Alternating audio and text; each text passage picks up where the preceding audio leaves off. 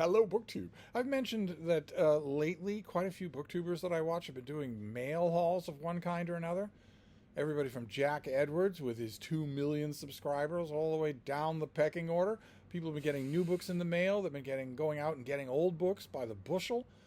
That's made me feel a little bit left behind. And recently, Aaron Facer, who's been doing a mail haul, a book haul every week, uh, said in a shirtless Skype session with me that if I didn't do a book haul soon, then it was a stain on the Donahue family honor going all the way back to the Battle of Ballyshannon. And I thought about that. I didn't want that stain on the family honor to remain, since a great deal of Donahue blood was shed at the Battle of Ballyshannon. It's true that it was shed by other Donahues, and it's true that it was shed technically before the battle started. And it's true that all the shedding was over potatoes, but that hardly matters. It's still, the family honor was at stake. So I put on my big boy pants and I went to the Brattle Bookshop in downtown Boston. And I got a pile of books, another 100 pounds of books that I had to lug back here on my own. Because, Aaron and Joe Spivey might be fine for making book hauls on their channels, but I notice they're nowhere around when I want to use them as beasts of burden to get these things back here. So I had to do it on my own. Luckily, I am a raven-haired, 8-packed ab, come-hither eyes, dancer's waist, bee-sting lips, snug-nosed, 28-year-old influencer. So I was able to do it. And I got a lot. I got a pile of books. In my own defense, I want to say what I always say, which is that these aren't all staying. I'm not hoarding books. These aren't all staying. The goal here is that you wash them in like the tide and then they wash out. And some stay behind. But others will just be stuff that I read. And maybe keep for a year or half a year, and then they'll be gone. As slowly but surely, the collection assumes perfection. So we can deal with the paperbacks first. I got 2 mass market paperbacks. One is from Lester Del Rey's old imprint. He did a series of science fiction mass market paperbacks. They were anthologies of particular writers, the best of such and such. I loved the whole series. I've had it multiple times. You never see them anymore in the wild. But I really wish I would come across a lot of them because I'd get them all. They're really well done. It's not just a question of cover art, although the cover art is usually really wonderful. And it's also not just a question of the writer. It's a question of the editorial vision. What is being included and what isn't, and why? I think the best of these volumes is the best of Cordwainer Smith, but there are a lot of others that are great, and they helped to ground me in a lot of science fiction authors. I really wish I had all these things. Probably they're insanely expensive on eBay now and collectible.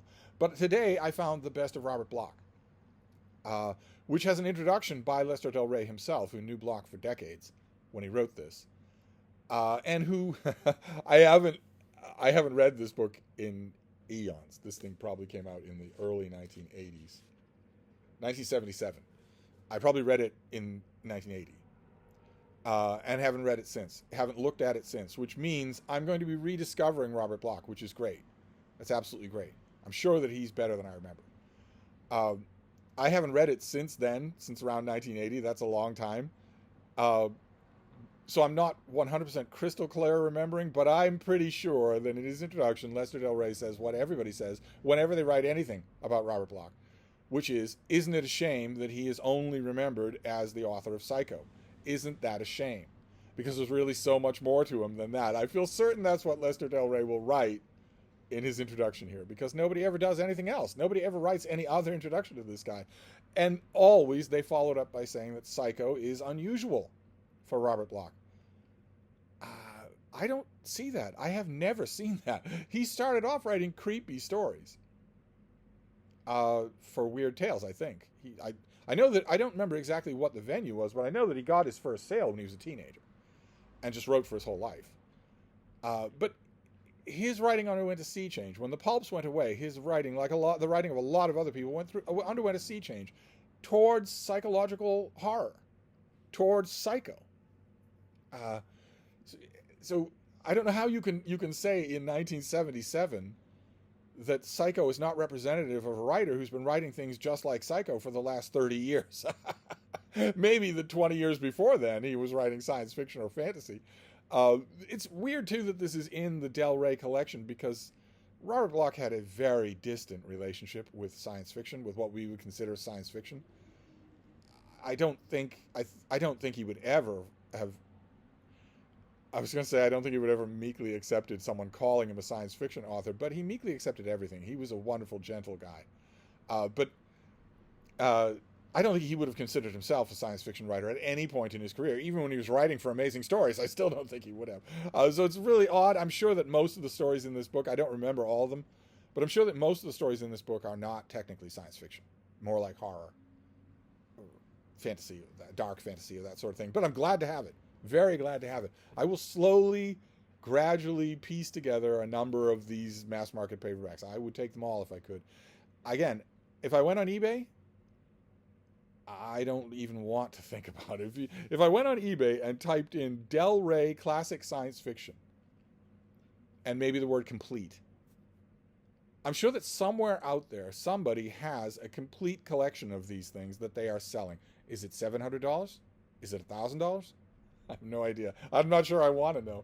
The other mass market paperback that I got was probably impulsive. It's just $1. A lot of these things were $1.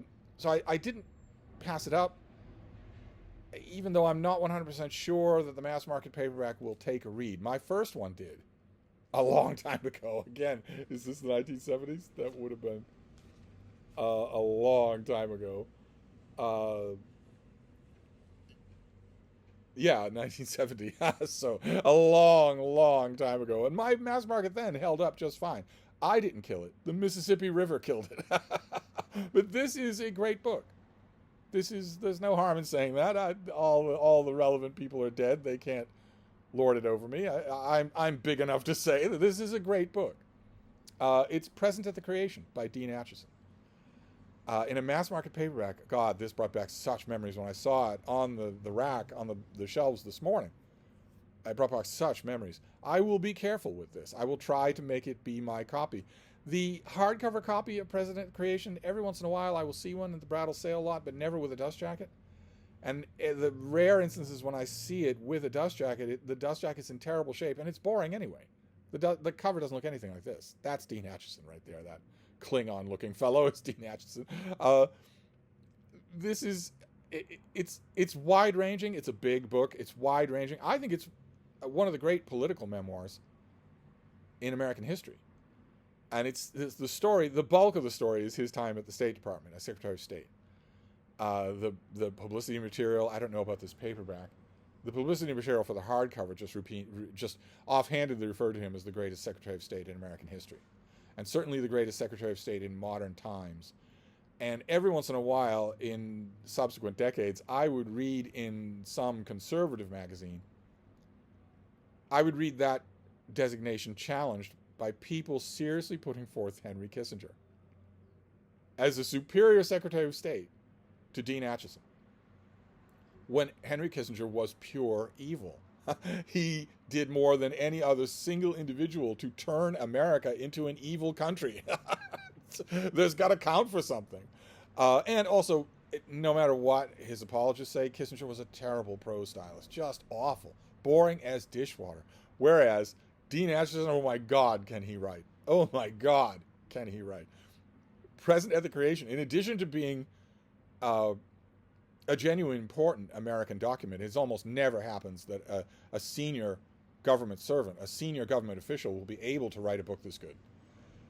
But in addition to that, it's a heck of a great reading experience. It's just amazing on the page. This paperback probably refers to him as our greatest Secretary of State. Is that right? Most important book to come from the high echelons of state since Winston Churchill. Well, that part might be true. Okay, the Chicago Sun-Times Book Week. Oh my God. I don't know that any of you are old enough to remember that. The Chicago Sun-Times Book Week. Oh my God, I was that close. Oh, I would have been writing for them if I hadn't left the business. Wow. Oh man, I wonder if there are any records of that. If anyone would ever do a big anthology of the Book Week, I wonder if the records even exist, and if anybody would ever do a history of it, and if anybody would ever think about reviving it. But anyway, they say that Acheson was the first of the great secretaries of state of the modern age. Okay, so they're fudging things just a little here, which is okay. That's perfectly their right. I myself have I have a lot of thoughts on American secretaries of state. Of course, my favorite is Elihu Root, but close second behind there would be John Kerry. Say what you want about the man in private. Say what you want about the man as a presidential candidate. He broke his back. He sweat blood for the signature achievement of his time as Secretary of State, only to watch it all just completely reversed by a racist, sexist, fascist, lying moron on a whim. Just on a whim. It's just, that had to be a heartbreak. I'm amazed that he must be strong timber to survive that and not just walk off a roof. But I think, if memory serves, that Kerry wrote a book about his time as Secretary of State. I would hate to think about it if he did, because it would be unbelievably dull. Vetted by lawyers in 9 different ways, as all these things are now, but not here. President of the Creation is the real deal. It's just an amazing experience. And also, I grabbed it because this just set off all the nostalgia bells, even though it's been too long since I reread this. But then I realized during my agonizing trek back here, when Aaron Facer was not around to help me carry books, that I don't have a copy. I don't have a copy in mass market. I don't have that boring hardcover. I don't have anything. So glad to have it. Then a trade paperback. This is an old Penguin paperback. I would love to have all of these. There are about half a dozen of these things, and I never see them. This is The Dark by John McGahern. Tiny little novella of a thing about a son growing up under the horrible impress of a horrible father. The dark that's signified in the title is at least as much the father as it is any physical treatment. It's a tiny little thing. It came out, I believe, in the 70s. Again, is this going to be a thread that all these things came out in the 70s? Oh no, 1965. But when did this come out? 1983. Okay, so I would have read this. I read John McGahern almost entirely in these old orange spine Penguins. I wish I had them all now. But I am deeply enmeshed. I have been enmeshed for a long time now in that big fat volume of the collected letters of John McGahern. I'm actually wearing out my copy. So rereading his novels is the next natural step. Boy, oh boy, though. In the sale lot today, those of you who don't know what I'm talking about here, the Brattle is a used bookstore in downtown Boston. They're great. Just 3 stories of books. The top floor is antique and collectible, so I don't go up there. But the first and second floor are all just normal interest books.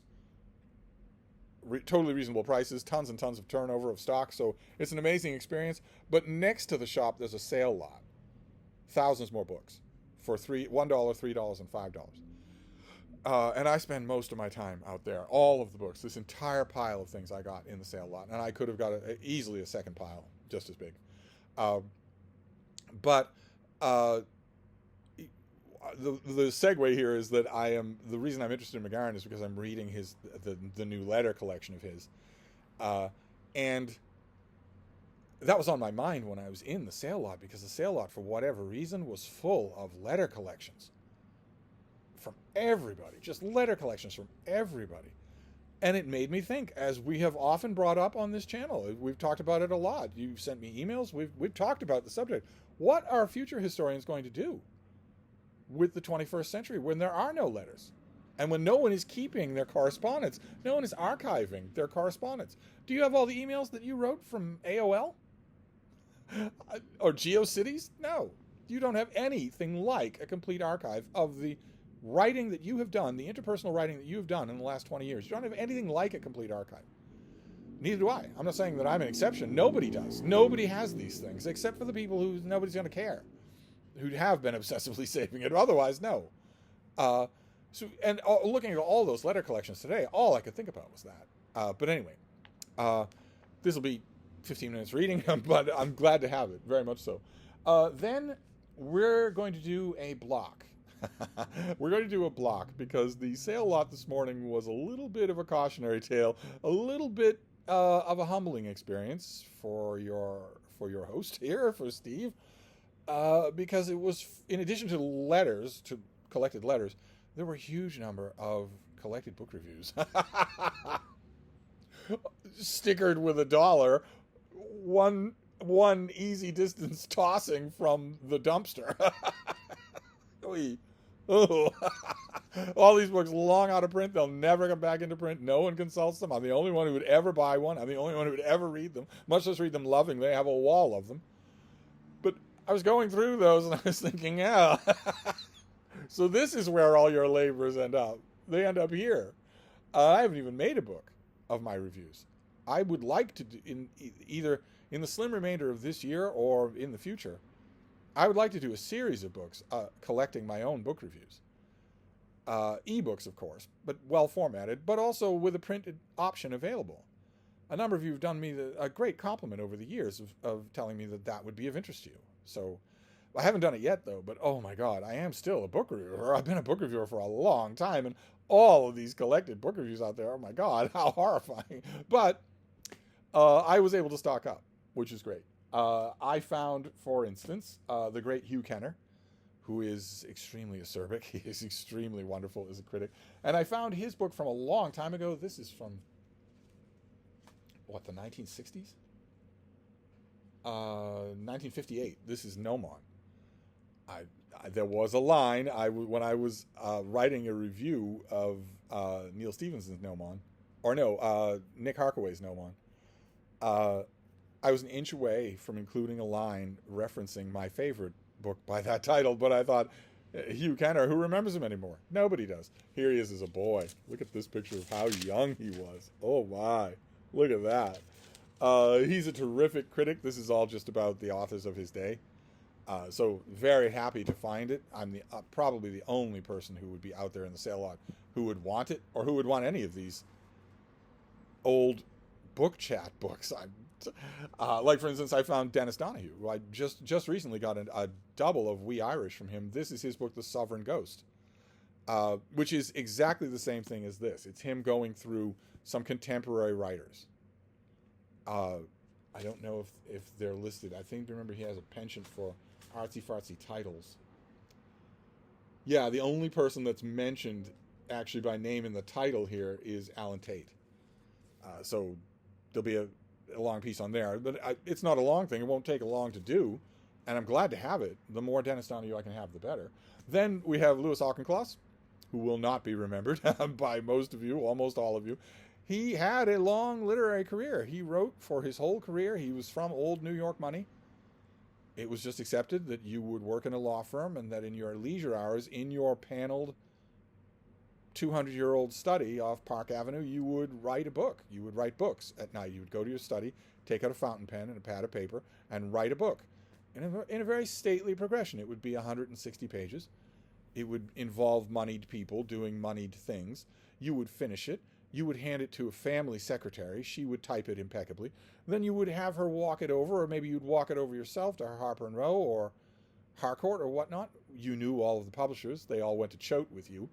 There wouldn't be any question of you running around to find an agent or dickering with them. You would just bring it in a neatly wrapped brown parcel package and say, here's my new novel, kindly publish it. And they would. And Louis Auchincloss lived that life for the whole of his life. He did that. And his novels are entirely forgettable. The one that has anything approaching the fire of creativity is The Rector of Justin. And only for a couple of scenes. And he wrote, people think, oh, Louis Auchincloss, okay, The Rector of Justin, but nah, he wrote a lot of other books, a lot of them. 2 whole shelves of books, at least. And believe it or not, I have read almost everything this guy's written. All of it fairly lifeless. All of it. He even wrote a memoir about working in a New York law firm. I think it was there at the shop today. I passed on it. I mean, what would be the point? What would be the point? His time at his law firm was never challenged. It was never challenging. But since he was a literary man of letters, I believe he was the last of his kind. after the big business mergers in the book world in the late 1980s, early 1990s, and then all through the 90s, where Bertelsmann gobbles up one house and one imprint after another, where houses merge and drop all the literary people. After that happened, after people started treating books as comestible items that need to make a margin of profit and that cannot run at a loss, the kind of literary man, the kind of man of letters that Louis Auchincloss was, disappeared. They disappeared from not only the publishing world, but from the public consciousness. That role just evaporated. And I believe Louis Auchincloss might have been the last of his kind in that regard. And so he was writing books his whole life, just bringing them out at a stately pace. They would occasionally get a polite little review here and there, and no one thought they were serious. No one thought they were challenging in any way. Everyone called them old-fashioned, even when they were brand new. But if you're a man of letters like that, people are going to ask you to do literary stuff. They don't ask me. But if you're doing that sort of thing, they're going to ask you, would you write a preface here, an afterword there, a tribute here, and whatnot? And he collected them into this book, Life, Law, and Letters. And that's great. I don't think this will tell me who he's writing about any more than the Donahue did.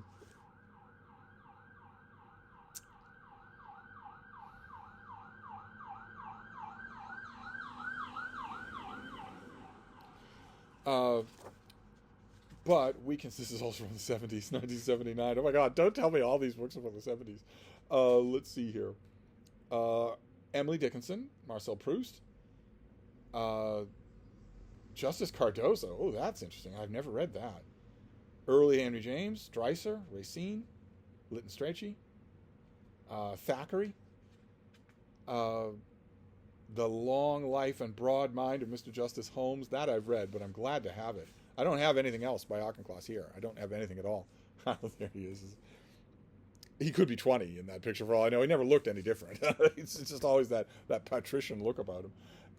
Then we're just going to keep going with more and more critical stuff. I got all these critical things, these collections of occasional prose that they're all destined for the same wall, which David Murphy and I reconstituted that wall, and this is going to crowd it. It hasn't been crowded, but I found a bunch of these things. I found like half a dozen in one trip.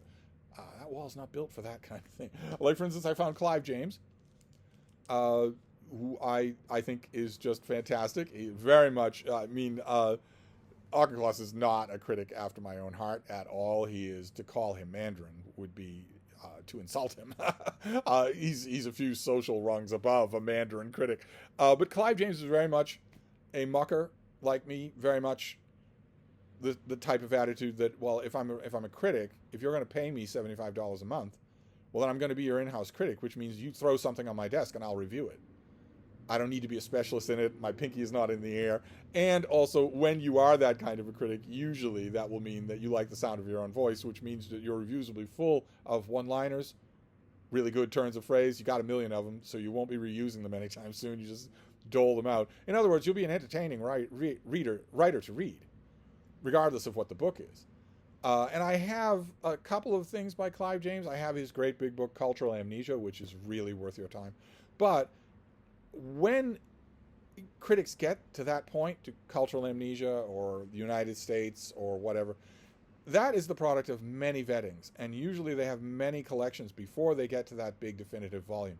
And I found one of his, The Metropolitan Critic, from when he was a younger man. He always looked old, but he was a younger man. This would have been in his, early 40s, maybe?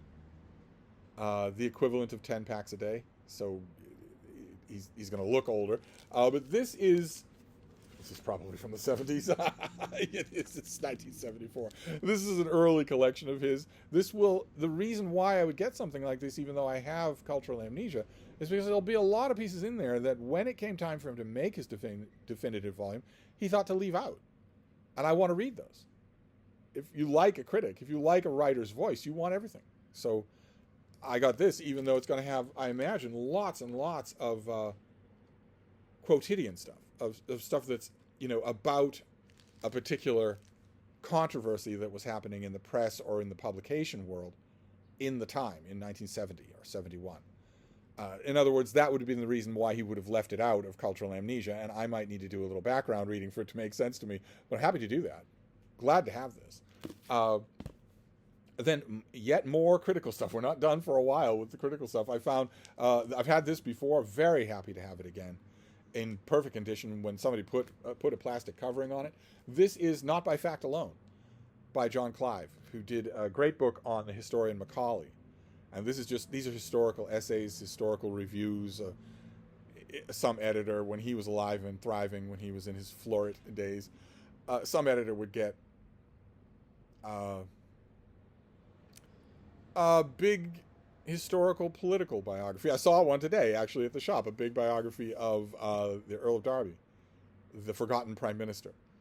If some jobbing London newspaper editor in the 1970s, I'm assuming, let's just check and see, shall we? 1989, phew!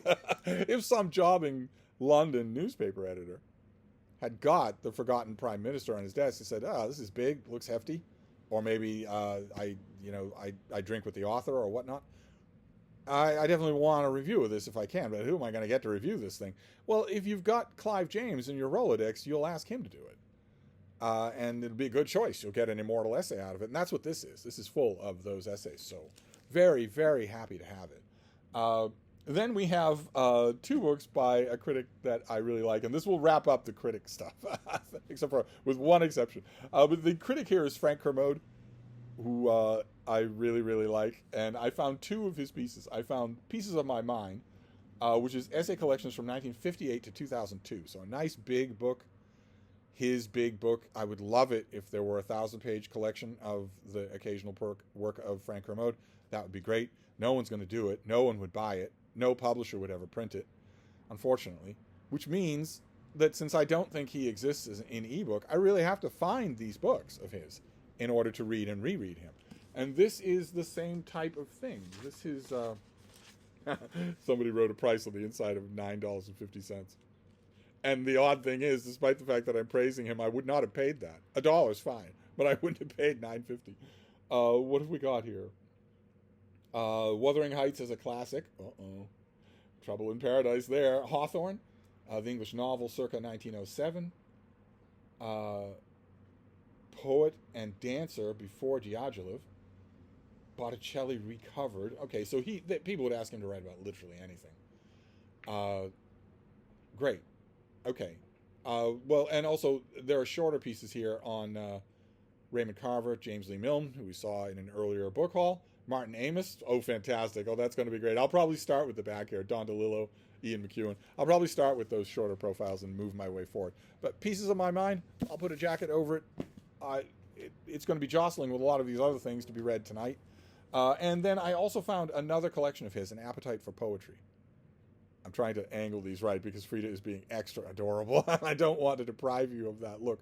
Although you shouldn't be compulsively licking, little girl. You really shouldn't be. You can if you want, but you really shouldn't be. And this is... the inside price on this is $5. No, I don't think so. So what have we got here? Oh, fantastic. Oh, the first 2 essays are pieces by him that I love. The first one is called The Common Reader, and the second one is Milton in Old Age. Both of those are classic essays. Just classic. Fantastic. Oh, the last one is The Bible, Story and Plot. Oh, all right. Well, this was a great pick then. So I've got a bunch of Frank Kermode. I will look around on the criticism wall for all the other Frank Kermode. When David and I were reworking that wall, it seemed to be a little bugaboo of his to make sure that all of the authors were together. That there wasn't a Clive James here and a Clive James there and a Clive James over there. I have a feeling that his own bookshelves at home are probably neat enough to eat off. So I will look around for the other Frank Kermodes, but not before I dig into these. And that, aside from one possible exception, that is the block of criticism. I couldn't pass these things up. I love these kinds of books more than anything else in my collection. I go to these things, my old comrades, whether they knew me or not, whether I was ever writing at the heights of their fame or not, we were in the same profession, where you've got 800 words, you've got to deal with this new collection of the letters of William Butler Yeats. You've got maybe a cranky editor, or worse, a picky editor who doesn't know anything. So an editor who doesn't know the subject, doesn't know how to write, but still feels like they need to muss around with your prose. All of these guys dealt with these people, except Auchinleck. He probably didn't. But he probably didn't. But everybody else had to deal with those people, and I've had to deal with those people. Everybody else was hoping that for a tiny amount of money in the mail, which of course I was always looking forward to as well. But the reason that you do something like this is to join the conversation. That's why. Because every new release that is lucky will spark a conversation. And if it's very lucky, that conversation will be multi-voiced. Lots of people will be writing about the same book. And I don't know what it is, but if you've got a book critic in your soul, which I hope you don't, it could be, have it tested. It could just be a tapeworm. But if you've got a critic in your soul, you want to join that conversation, whether it's books or movies, or, well, I don't think anything else gets reviewed anymore, but you know what I mean. That's what drove these people. It wasn't the 25 quid in the mail. It was that you get to join the conversation, that your voice gets to be heard. And I love that aspect of it. But that is it for the critics this time around.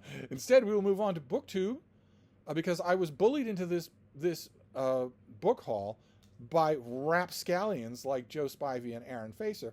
But there are other rapscallions who are slightly older, and one of those, of course, is David Novak from the great BookTube channel. David Novak Reads Poetry.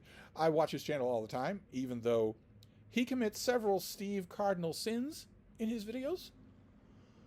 He slurps. In fact, I think he makes a point of slurping in his videos. So, hello, BookTube. How are you? Where was I?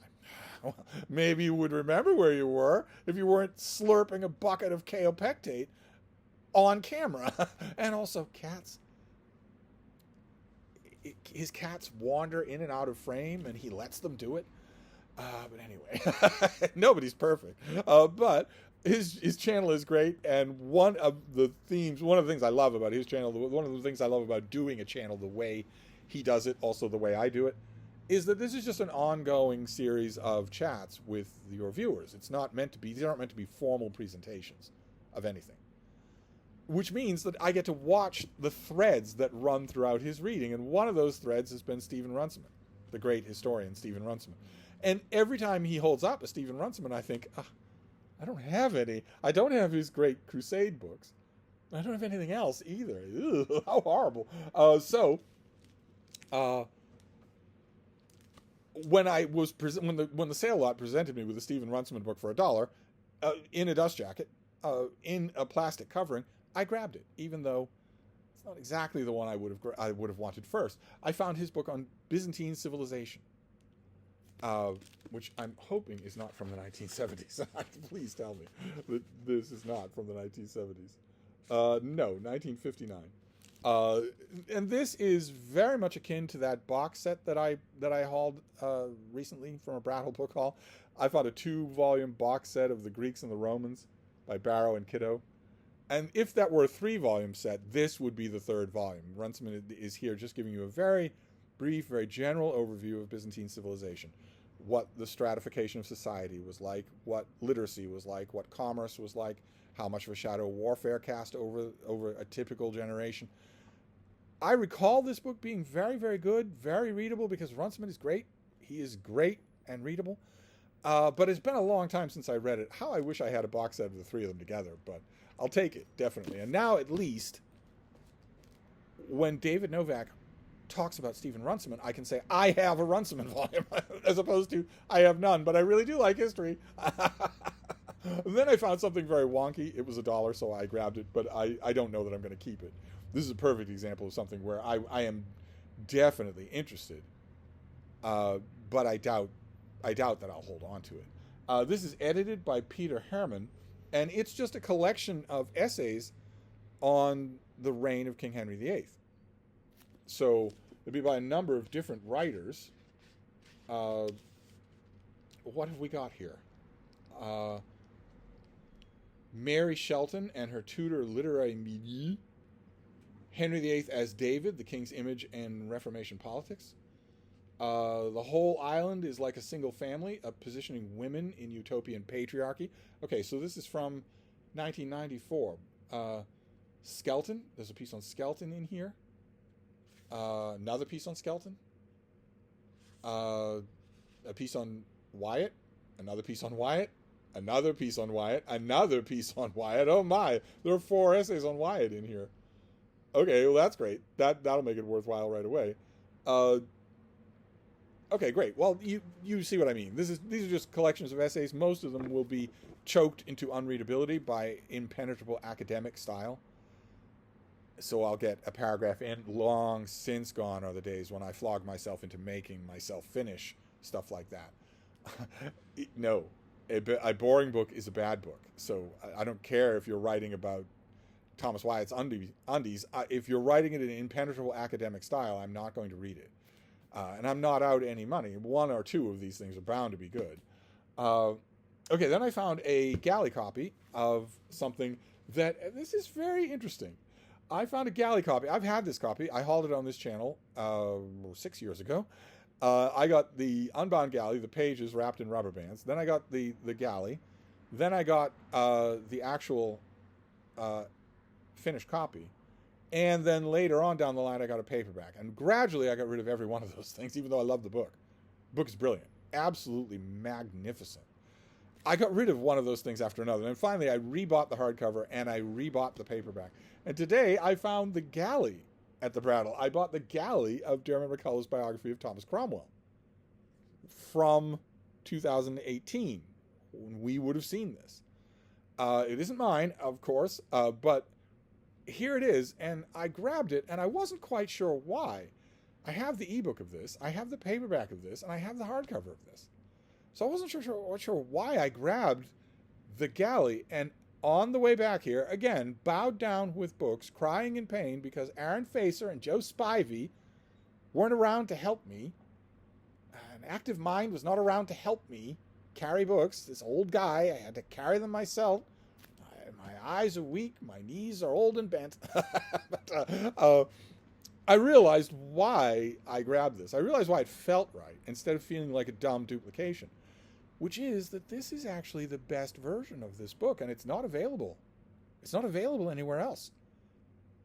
The hardcover is big and heavy. It is uncomfortable to read. And the trade paperback has an island of artwork stapled or stuck into the binding right in the middle of the book, tempting it to split down the middle of the spine. My trade paperback is tempted to split down the center of the spine. The galley copy, first of all, it's a bigger trade paperback. This is bigger. This is the size of the hardcover. This is basically the hardcover without the boards. The paperback was printed in a smaller size. It's a smaller size. And this has no artwork. So it is light and floppy, comfortable, and it's not going to split down the middle. It's actually a third version of the book, and a superior to either the paperback or the hardcover. How's that for justifying a purchase at the Brattle? But it was only $1, and I love this book so much. Oh my God, it is so good. I wonder if this has the blurb, the famous blurb that Hilary Mantel gave this, the blurb of a lifetime. Maybe this is too early for it. Oh no, it does. This book is that. This is a book that, and it's not often you can say this, we have been waiting for 400 years. Well, okay, fine. I can I actually agree with that. I was very, very happy to find that. Granted, I have a surfeit of copies of that book, but now I have a copy that is perfectly rereadable. And what a temptation to reread it. Then I found this thing. I had a brain fart at the sale lot, but when you're looking at $3 books, you can brain fart away, right? Because the only thing you're going to worry about is how painful it's going to be to carry things back if your friends Aaron and Joe desert you. That was all I had to worry about, was carrying these things back here. But I saw this thing, and it's a little rough shape, and I thought, okay, it's rough shape. You love it, but don't you have it? Don't you have a copy? And I couldn't quite remember. So I grabbed it anyway. I grabbed a hardcover copy of Broca's Brain by Carl Sagan. This is actually, I don't want to stress the point too much, but this is really a collection of occasional prose. That's basically what this book is. It just doesn't feel that way because of the sweep of his mind, the legendary sweep of his mind. Although, I don't know, did this come out in the 70s? No, this came out in the 80s. Yes? You came out in the 80s. You had to. No. No, the late 70s.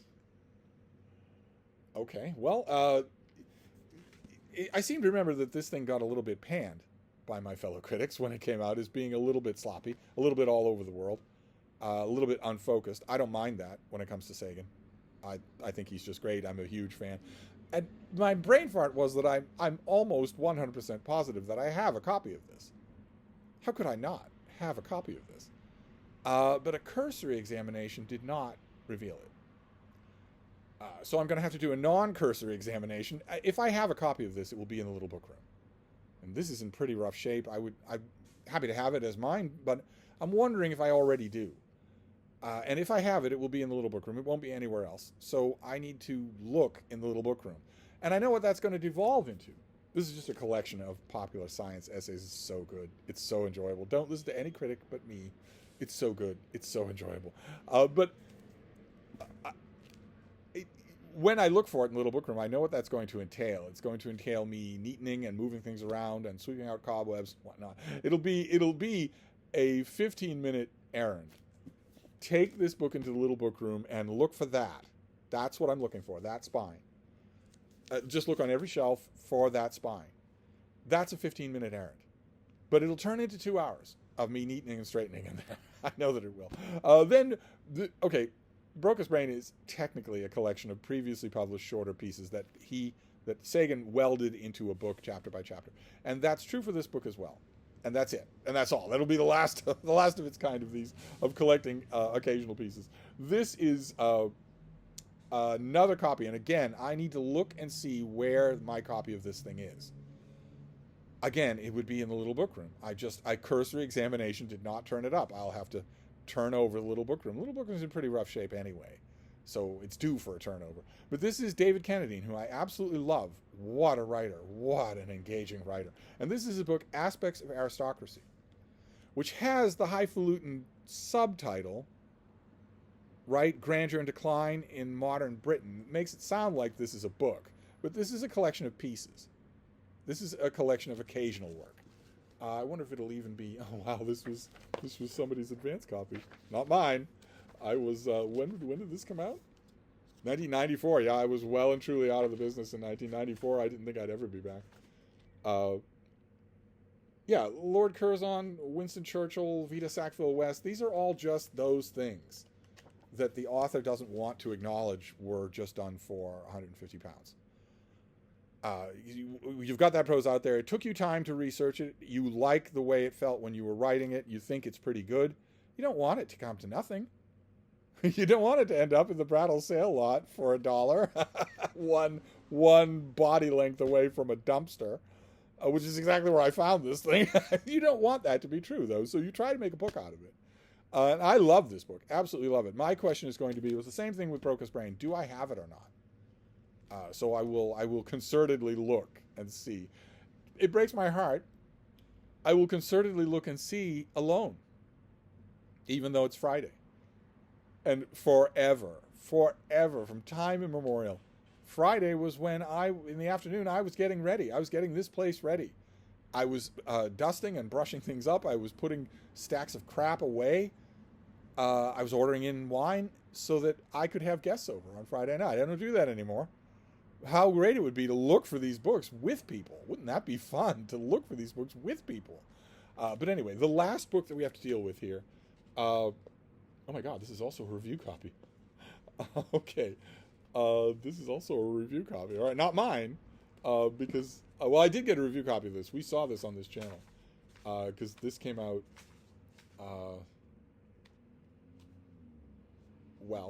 maybe the pub sheet will tell me here, right? That's what it's for. 2018. So we would have seen this on this channel. This is also by David Kennedy. This is his great book, his big book, Victoria's Century, about the rough, long century in which Great Britain was the centerpiece, the hub of the greatest empire in the history of the world. The biggest, the most powerful, the most productive, the most fecund of creativity with innovation, everything, you name it. Not just great in terms of military arms. And something that the world had never seen before to the extent that it was done. Kennedy's the perfect person to write about this, and he did. And I don't have a copy of this book. I saw it today and realized immediately, this is one of your favorite modern historians. This is his big book, and you don't have a copy. So I grabbed it, and now I do. And there you go. That was my revenge-driven Brattle book haul. So we've got 2 David Kennedys. We've got Broca's Brain by Carl Sagan. Are either of these doubles? I will find out. I've got the galley copy of Diarmuid MacCulloch's biography of Thomas Cromwell, which is awesome. Even if you've read Wolf Hall, you're going to love this book. We've got a collection of essays about the reign of Henry VIII, a bunch of criticism. Or no, we've got Byzantine Civilization by Stephen Runciman. So I now have a Stephen Runciman book. But then a bunch of criticism. We've got an old Clive James volume, 2 old Frank Kermode volumes, an old John Clive volume, all period pieces. We've got Lewis Auchincloss, The Law, Life and Letters. We've got Dennis Donahue, writing a lot of stuff that would probably be culled from his We the English. We've got Gnomon by Hugh Kenner, the great irreverent Hugh Kenner. We've got The Dark by John McGahern. I want all of this guy's fiction in these old floppy Penguin trade paperbacks. We've got Present at the Creation by Dean Acheson in a mass market, a nostalgic mass market. And finally, The Best of Robert Bloch from this Del Rey Best of collection. So there you go.